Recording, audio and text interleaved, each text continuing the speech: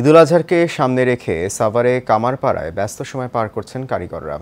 কোরবানির কাজে ব্যবহৃত নতুন লোহার সরঞ্জাম তৈরির পাশাপাশি ব্যস্ত পুরনো দা, বটি, ছুরি ও চা পাতিতে শান দেওয়ার কাজে। সাভার থেকে শাকিল শেখের ছবিতে মোহাম্মদ জহিরুল ইসলাম খান লিটন রিপোর্ট, জানাচ্ছেন নূর মোহাম্মদ ভুইয়া। হাতুড়ির টুংটাং শব্দে মুখর চারপাশ, কেউ উত্তপ্ত লোহাকে পিটিয়ে রূপ দিচ্ছেন, আবার কেউ ছুরি চাপাতি শান দিচ্ছেন। কোরবানির ঈদ সামনে রেখে সাভার আশুলিয়ায় এমন ব্যস্ততা বেড়েছে কামারপাড়ায়। বছরের অন্য সময়ের চেয়ে ঈদুল আজহার আগেই বেশি ব্যস্ত থাকেন কারিগররা।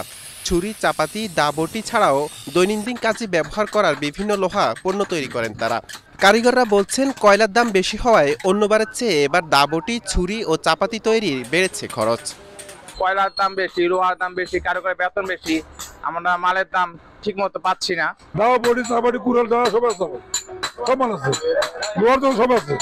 কিন্তু বিক্রেতা আমাদের ভালো দেখতেছি না, আশাবাদী যে আর দু একদিন পরে বিক্রি হবে। ক্রেতাদের দাবি, আগের বছরের চেয়ে দাম তুলনামূলক বেশি। চাপাতি আর চাকু নিয়ে এসেছি দেওয়ার জন্য, যেহেতু কোরবানির সামনে কোরবানি দিব, এই জন্য আগে থেকে প্রস্তুতি নিচ্ছি। তো বাজারে দেখলাম আমরা দাম একটু চড়া বেশি আর কি, এই জন্য কিনতে পারছি না। পরবর্তী দাম কমলে হয়তো নিব। কামার শিল্পটিকে টিকিয়ে রাখতে সহযোগিতার আশ্বাস স্থানীয় প্রশাসনের। কামার ওই ছুরিগুলো তৈরি করে থাকে। তো বিষয়টা হলো যে উপজেলা প্রশাসনের পক্ষ থেকে তারা যে ধরনের সহযোগিতা কামনা করবেন, সরকার কর্তৃক যখন সহযোগিতা আসবে আমরা সর্বোচ্চ দিয়ে তাদের সহযোগিতা করতে চাই। আধুনিকতায় হারিয়ে যাচ্ছে কামার শিল্প, তাই ধরে রাখতে সরকারি পৃষ্ঠপোষকতার দাবি সংশ্লিষ্টদের। নূর মোহাম্মদ ভুইয়া, এশিয়ান টেলিভিশন।